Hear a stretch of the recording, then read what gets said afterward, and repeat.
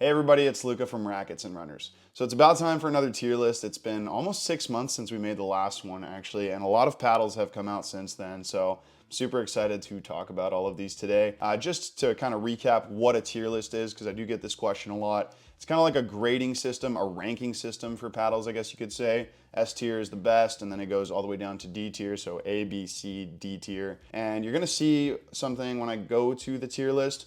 The paddles that I already have ranked, first of all, there's going to be a few that are gone, either because we don't carry them anymore or just because I don't think they're necessarily that relevant in the world of pickleball anymore. So those paddles will be gone. And I'm also going to have shifted everything down one. From now on, whenever I think there's been a big enough shift in the industry, I think I'm going to do that, shift them all down one. That doesn't necessarily mean it's staying there. I'll go through everything again and rearrange. And the other thing is that obviously we don't carry every paddle in the world. So this tier list is going to be big, but there are obviously a bunch of paddles that aren't going to be there. We're trying to bring things in. We want to bring as much in, and your suggestions really help, so please keep doing that. And all these paddles, except for maybe one of them, you can check out on our website, racketsandrunners.ca. And of course, if you want to demo them, you can come visit us in store as well. All right, so like I mentioned, I just went and moved pretty much everything that we covered in the last one down one, and I took away a bunch of paddles as well. So this is the revamped list, and now what I'm going to do is just kind of go through and move the paddles to where I think they should be. The Ruby is not staying there. That's still an S tier paddle to me. The R3 Nova, I am still a huge fan of this paddle, so I am going to put it S tier. Same with the R1 Nova. The Proline Energy S and Proline Energy, I'm going to keep those in the A tier. I think the fact that the Kevlar is woven in with carbon on these makes them play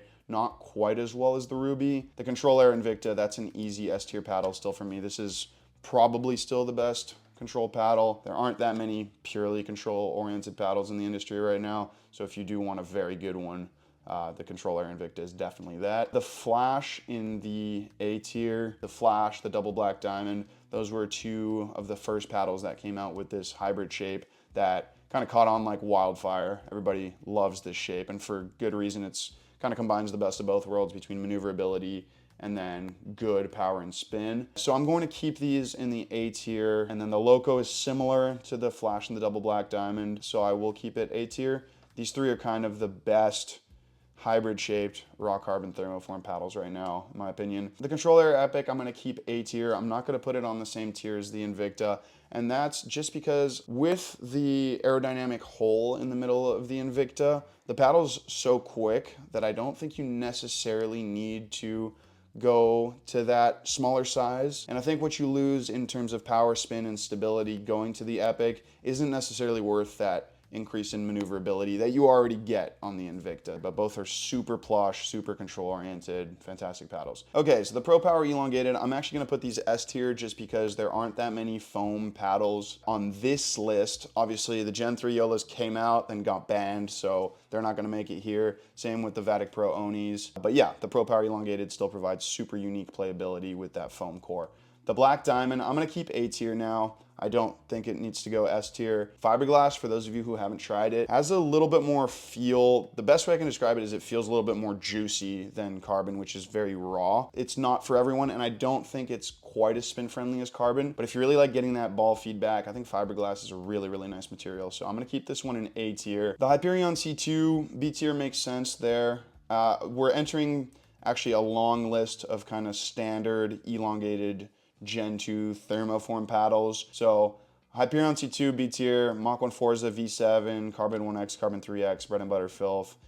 Those are all kind of similar, so we're going to keep them on that tier. The Scorpius is a great paddle, actually. It's one of the first paddles that started this 16-inch long handle shape, which has become super popular. This is one of the fastest shapes in pickleball right now. Actually, it's probably the fastest shape. So you can flick the paddle at the ball super efficiently. I don't think it's going to go into A tier just because it is a more traditional Gen 2 thermoform paddle. But yeah, B tier is definitely where it's going. The Pro Drive Drive, I think, is an awesome paddle. It maybe lacks certain elements that you need in the modern game now. It's really thick and really heavy and really head heavy. So it's a super slow paddle, and I think because it is slow, I'm going to keep it B tier. And the Vanguard Control, Invicta, and Epic, they're probably the best non-thermoform raw carbon paddles right now. So if you want a more traditional control-oriented paddle, they're great, but I'm not going to put them any higher than B tier. And then the X3 Pro and X3 Lite, these are Kevlar paddles. I just think they're too difficult to use for the average player. So I am going to put them A tier. They have tiny little faces, which makes them kind of play like tennis rackets, but the sweet spot is so small and it's hard to hit it well every single time. So they're very punishing, but once you dial yourself into one of these, they're very rewarding, especially if you come from a tennis background. But yeah, I'm not going to put them any higher than B tier. Okay, the Pro Power Integra, I'm going to put into the B tier. I'm just going to always keep it a tier under the Pro Power Elongated, I think. And same goes for the Pro Control Elongated, but let me just talk about the Integra real quick. It's a super powerful paddle. Obviously, it has the same core as the Elongated. But I think if you're going to go for this style of paddle, which is obviously a power-oriented paddle, you should go for the fully elongated option, obviously, because that's going to have even more power. The reason I have the Pro Control Elongated one tier lower than the Pro Power Elongated is this is still a very powerful paddle because it has almost the same core as the Elongated, but it's just a little bit more subdued, which is why it's the control paddle. I just think if you're going for this style of paddle, you might as well just go all out for the Pro Power. Okay, so the Prism Flash, these four here, they're just standard non-thermoform paddles. I think the Vanguard, Control, Invicta, and Epic are better. I just think C tier is where these kind of deserve to go nowadays. The Carbon 2X, similar to what I was saying with the Pro Power Integra, the Carbon X paddles are obviously power paddles. The Carbon 2 shape is more control based. So if you're gonna go for a power paddle, you should go for a more power oriented design, but still a very good paddle, obviously. The Perseus, I've always had a gripe with. I don't know if they did something wrong with this paddle. It doesn't feel as powerful as the Hyperion C2 to me. Maybe I'm just using it wrong, but I'm gonna go C tier on that one. The Pro Control Integra, it's kind of, okay, so I'm gonna move this one B tier. It's kind of like a combination of the Pro Control Elongated and the Pro Power Integra, where it's got that more control-oriented shape, more control-oriented core, but still it's a super powerful paddle because it has foam. So it's just not got that top-end playability of the Pro Power Elongated, but it's just so close to that you might as well go to the Pro Power Elongated. The Body Helix X2 Pro and X2 Lite are basically the X3s with the same punishing problems where they have really small faces, so they're not as easy to use, but they don't have that nice Kevlar top sheet that the X3s have. So just slightly lower performance with the same issues. I'm gonna put them a tier under. The 6.0 Infinity is one of the only 6.0 paddles that I think isn't insanely good. I'm not gonna drop it into the D tier, just don't think that's fair to it. I think it is unique enough for its C tier, but not any better than that. And then the Mach 1, yeah, that's another one of these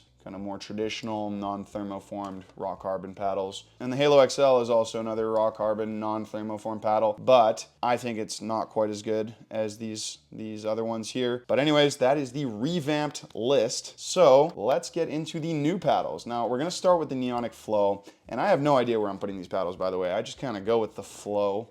No pun intended. And the Flow is a really, really good paddle that I'm going to put into the A tier, actually. Now, this is a raw carbon Gen 2 thermoform paddle. There's not anything particularly special going on technologically in here, but what I really like about the Flow is this shape. It's super unique. It's the same length as the Flash and the Double Black Diamond, but as you can tell, I mean, I'll put them side by side here. It doesn't have that same flared design, and I think the Flow just feels a little bit more aerodynamic than the Double Black Diamond, the Flash, and the Loco, so definitely an A tier paddle. The Rhombus R2 Nova. Now, I don't really know where I'm gonna put it. I'm gonna start in the S tier, and I want to see if I can talk myself out of putting it S tier because I don't know if I like it as much as the other paddles here, but I also sometimes need to learn to separate my personal bias from what is objectively really good. These are the facts with the R2 Nova. It has the same core as the R1 and R3 Novas, so it has that rhombus edge grid pattern design, which makes it a lot more flexible, and that's what gives these Novas that adaptive playability where they're softer when you're making soft contact and then stiffer where you're making stiff contact. I prefer elongated paddles, but having that technology in the R2 shape is really good because it makes it one of the best control paddles, and then you still get competitive power and spin despite the shape being a little bit shorter, which gives you less leverage, which means less power and spin. And of course, this R2 shape is similar to the Scorpius shape and then the J3K shape, which we'll talk about in a second, and that's these 16-inch or smaller sometimes long handle paddles, which are rapid. And a lot of people are starting to like these because it makes them absolute weapons in the kitchen, in the fast pass game, even in the control game in the kitchen. So, you know what? I haven't talked myself out of putting it S tier. In fact, I think it's a solid S tier paddle. All right, the Honolulu Pickleball J2K. Now, there's going to be a lot of Honolulu Pickleball on this list, and Honolulu Pickleball has impressed me big time. Now, I am from Hawaii, so I could be maybe a little bit biased. I promise you, in terms of performance, these are some of the best paddles out there. Now, the J2K is the first one we brought in, and it's very similar on paper to the Ruby. I personally think this Kevlar feels a little bit better. To me, the J2K's Kevlar just feels a little bit more plush, which I kind of translated to premium, where the Ruby feels a tiny bit more hollow. Now, we are splitting hairs here big time. The Ruby is still an easy S tier paddle, but I think I prefer the J2K a little bit more. There is another difference between the J2K and the Ruby. The J2K's face comes down just a tiny bit lower. That makes it a little bit more forgiving. It has a slightly bigger sweet spot. It's also a tiny bit slower than the Ruby because of that. But other than that, the J2K, super good control, incredible power. That Kevlar really pops the ball out. And then obviously spin is top tier with Kevlar paddles. So the J2K is an easy S tier paddle. All right, now the Gearbox Pro Ultimate, I'm gonna slot in the S tier for now. So obviously the Pro Ultimate is a little bit thicker than the Pro powers and the Pro controls. And I think that increased dwell time does give it a bit more control when you're looking for control, because you have more time to just guide the ball into the kitchen. But it also makes the potential playability of that foam a little bit higher. So when you really swing for it, I don't know if it's actually more powerful than the Pro Power Elongated, but it feels at least as powerful. And that's kind of what I felt with the Gen 3 Yolas. I hope that makes sense in my head and made sense on court. The one thing that I will say with the Pro Ultimates is obviously superb power and control, super good spin, but they are quite difficult to use. These foam paddles are not very user-friendly. Because that foam adds a spring effect, it's very easy to overspring the ball, especially in the soft game. But for people who can figure them out, these things can be real weapons. So the Pro Ultimate is a fantastic pickleball paddle, so S tier for me. Okay, the Harachi X Control Plus. I think that's how you pronounce it, Harachi. I'm not actually sure. I'm gonna put this B tier. I'm not particularly impressed with this paddle. Obviously, it's a raw carbon Gen 2 thermoform paddle. Just has really good power, really good spin, nothing crazy beyond that. So a B tier paddle like the rest of them for me. The J3K Pro. I'm actually gonna talk about the J2K Pro first, because I've obviously put the J2K in the S tier. And really the only difference between the two in terms of feel is that power weave feels a little bit stiffer. That's good. Obviously, it gives it a tiny bit more power, but I don't think that's worth the sacrifice, obviously, in control. And the other thing is, these Kevlar paddles, one of the things they're really good at doing is using slightly longer dwell time to kind of shape the ball. And because it's stiffer, you don't get that dwell time, so you don't get that sensation of really being able to brush up over it quite as much. We're talking small differences here, but they are noticeable. And because of that, I think the J2K Pro has to go in a lower tier than the J2K, but still a fantastic paddle. Okay, so I'm gonna talk about the Babolat paddles now. I had the Baller Plus next, but then I just moved the Striker Plus and the Wizard because I wanna kind of talk about them together because they are so different from the rest of the paddles on this list. You obviously don't see many paddles coming out nowadays that have a graphic on the top sheet. They're not raw carbon, so the spin isn't quite as good as some of the other ones here. I actually really like these paddles because they kind of brought me back to original Gearbox paddles. Those paddles were so incredibly responsive. The feel was the thing that really set them apart from all the other paddles back in like 2019, 2020. These paddles, the Striker, the Wizard, and the Baller, kind of brought me back to that really raw, very connected feel for the ball. I'm gonna put the Striker and the Wizard in the C tier. The Baller does everything well. Good for spin, good for power, and good for control, but not excellent in any one thing. So I'm gonna put it in the B tier. Then the Striker is just such a unique paddle that if you like it, you're gonna like it. It feels very stiff. It's actually quite quick for a 16.7 inch long paddle because of that thick core, but not everybody's gonna like something this long, and it definitely does feel quite unique swinging through the air. And then the Wizard is, again, there's nothing like it with that huge flare up at the top. It makes the sweet spot really big up there. So if you do play a more scoopy style of pickleball with the paddle face kind of pointed towards the ground, you got a lot of leverage for that style of play. I just think there are some control-oriented paddles. There are a lot of control-oriented paddles that just perform a little bit better in other metrics and will allow you to be a more well-rounded player. So they're C-tier paddles, and there's some really good paddles in the C-tier here, but they're not gonna go any higher than that. Okay, the J3K Pro, kind of similar to what I said about the J2K Pro, where it has that Pro weave, so it doesn't have that extra little dwell time that you can really spin the ball with or control the ball with. A little bit more powerful than the J3K, but yeah, just a tier under for me. Okay, the bread and butter Fat Boy. This is an easy S tier paddle for me. This is actually a paddle that I think the industry needed really badly because this is a control-oriented paddle. It's soft, it has really good feel, it's thick, it's forgiving.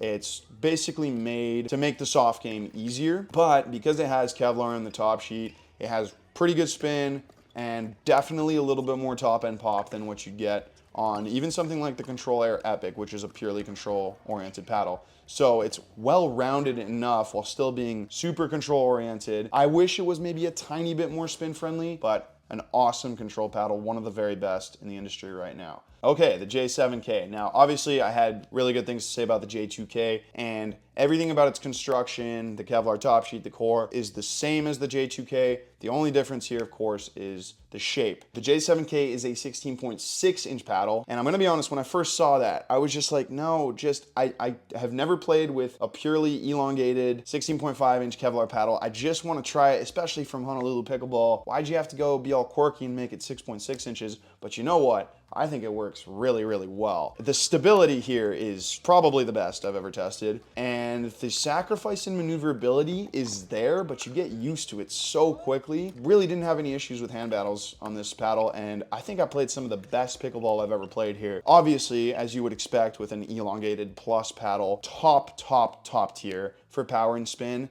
The feel is incredible because Kevlar feels so good. So I think as long as you're okay with a tiny little maneuverability sacrifice, the plow through to put away volleys up there is fantastic. So you don't really need to flick it. So this paddle to me is an S tier paddle. You don't get playability like this really anywhere. Now let's talk about the Rhombus R3 Pulsar FX. So this is the standard elongated rhombus shape. That's what the R3 stands for. And the Pulsar FX is this new rhombus technology, kind of similar to the Nova, but instead of having that grid design just on the edges, it's all over the paddle, which makes the paddle feel softer. Now, the big claim here is softer for control shots and then more powerful for power shots. That sounds a lot like what all these companies are kind of trying to do, especially these Kevlar companies. And I said it worked really well with the R3 Nova and the R1 Nova. I think the Pulsar FX is a fantastic paddle, but with more of this technology all around the face, it feels softer for sure, and actually softer than the Novas, but I don't find that it has that same top end pushback on the ball that the Novas have. It almost feels like because the Novas have a standard thermoform top sheet, but then that technology on the edges, it kind of combines the best of both worlds of that softer playability and then the stiffer playability of the standard thermoforming. Now, some people have said that this paddle is more powerful than the Novas. I've played with it quite a bit, compared it to the R3, the R1. I just don't think it's quite as powerful, which is why I'm gonna put it in the A tier. Now, being very careful here because this is one of the best control paddles right now. Full stop, one of the best control paddles. I'm definitely open to listening to the debate in the comments, so let me know what you guys think if you have played with the Pulsar FXs versus the Novas. I just think they're a little bit less powerful. Okay, the Honolulu Pickleball J3K. Now, similar to the J2K, J7K, obviously the same construction, same Kevlar top sheet, so I'm just not going to repeat myself. Fantastic for power, spin, and control. Obviously, the J3K is kind of the opposite of the J7K. Super maneuverable, super quick. And when you combine that maneuverability with the benefits of Honolulu Pickleball's Kevlar top sheet, yeah, you just get fantastic control, incredible spin. This is actually one of those paddles that you can play the soft spin game probably better than any other paddle right now. It's a super creative paddle. It's really fun to use. And that fun translates to points on the court. It's not just fun. So, S tier paddle, the Honolulu Pickleball paddles, these three shapes all offer something very unique. I think if you want the most well-rounded paddle, it's obviously the J2K. If you want the most powerful and spin-friendly, it's the J7K. And if you want the most maneuverable with the most playfulness, but also objectively fantastic playability and control and maneuverability, it's the J3K. So yeah, they just got a great lineup of paddles over at Honolulu Pickleball. Okay, now the Harachi X Control, I was actually super excited when I first saw this paddle because it was obviously 16.5 inches long, which is an elongated paddle, unlike the J7K, which is elongated plus, with a Kevlar top sheet. But I don't know what the issue is here. For me, this Kevlar does not feel the same as the Rubies or Honolulu pickleballs. Like, it doesn't have that same plushness, I guess you could say. Like, it almost feels more like J2K's Pro Weave. I'm not quite sure what it is, but it feels a little bit more firm,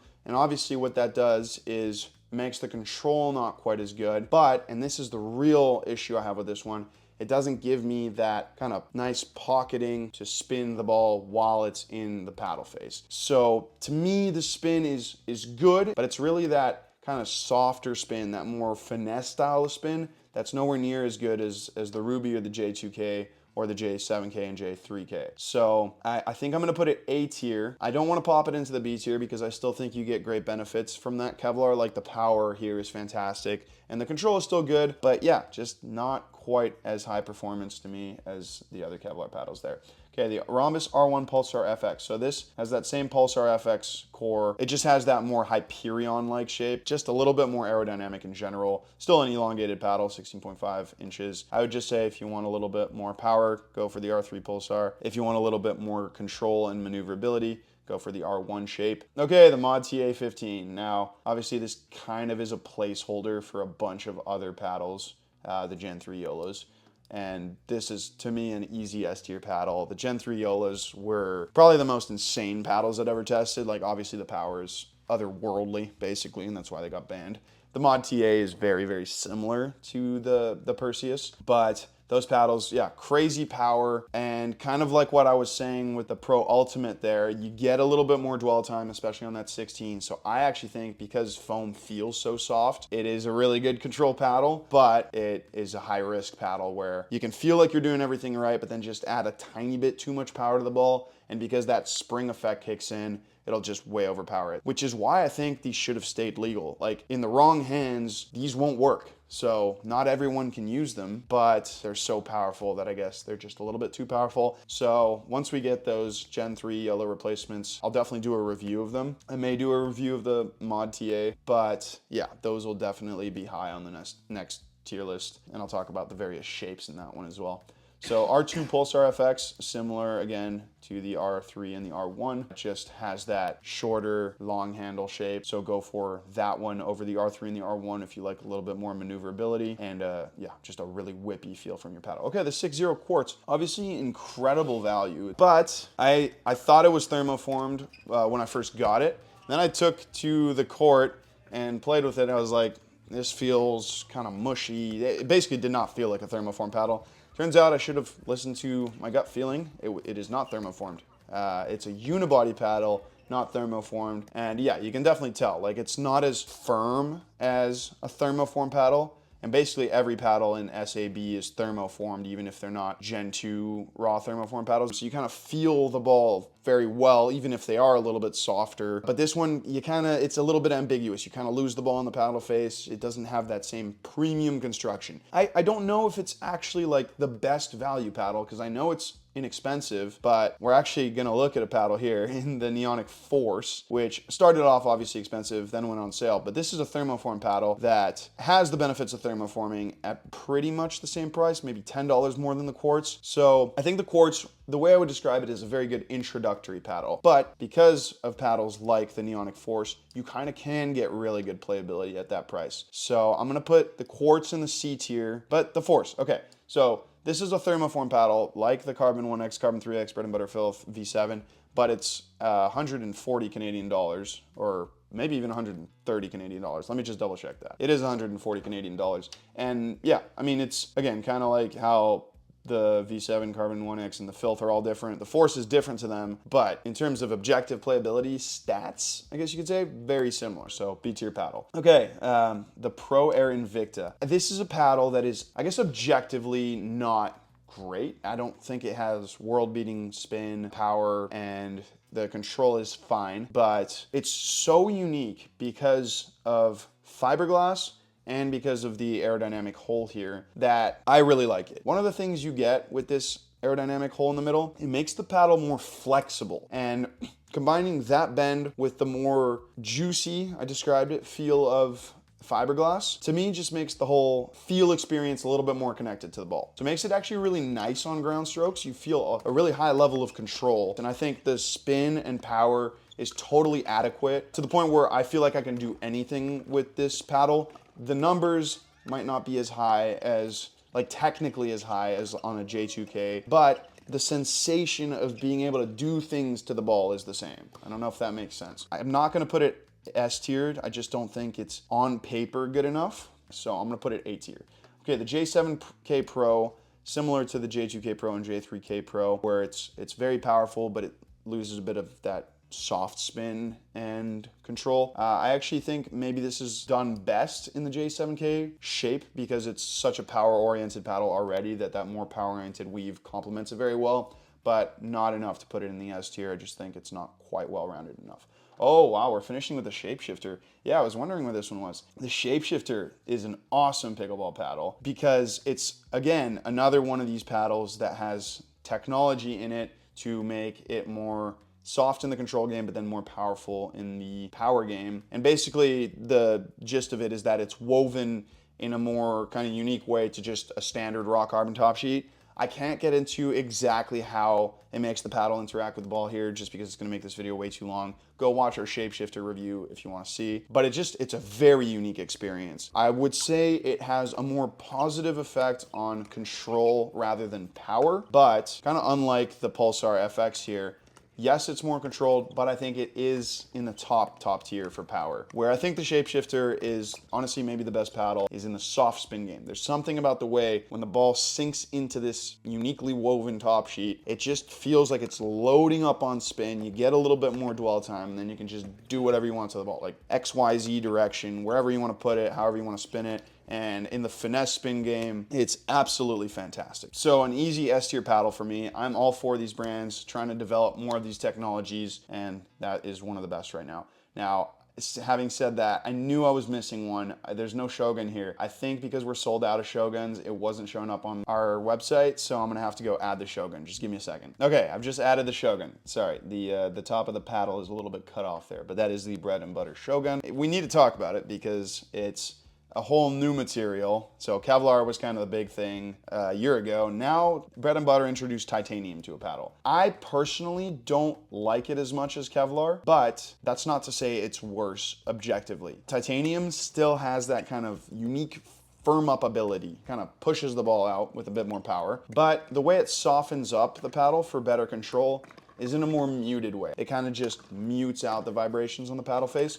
The sweet spot on the Shogun is massive. The power potential is very, very high, but I don't personally like that muted feel as much. Feel is subjective based, so I'm not gonna let that affect where I put it in the rankings, but I also think that muted feel makes it spin the ball a little bit less. You don't get that super gritty, insane purchase over the ball, which is why I'm gonna put it in the A tier, not the S tier. But it is a fantastic, fantastic paddle, and I'm very much looking forward to what we do with titanium in the future because the Shogun has a blend of titanium and carbon. It's not just titanium, and I think maybe that's why it's a little more muted. The titanium and the carbon kind of, not clash, but just create this more muted sensation because they overpower each other. So it'd be cool to see what happens when titanium is used all by itself, if that's possible. So that's the end of the tier list. A lot of really good paddles obviously have come out since the last one, and a lot of really good paddles are coming. So it's gonna be an exciting one. Next time, probably make that one around December, maybe even before. I wanna make it more often than I did since the last video. That was way too long, but there were so many paddles to review and comparisons to make and all this stuff that never really found the time to make a tier list. So yeah, hopefully you guys enjoyed this one. I'm obviously super open to hearing your thoughts on where I'm putting these paddles and maybe some arguments as well if you disagree with some of the places I have some paddles. So yeah, that's going to be the end of this video. Thank you so much for watching. As usual, of course, remember that if you want to demo any of these paddles, you can come visit us in store, or if you want to buy any of them, you can go online at racketsandrunners.ca.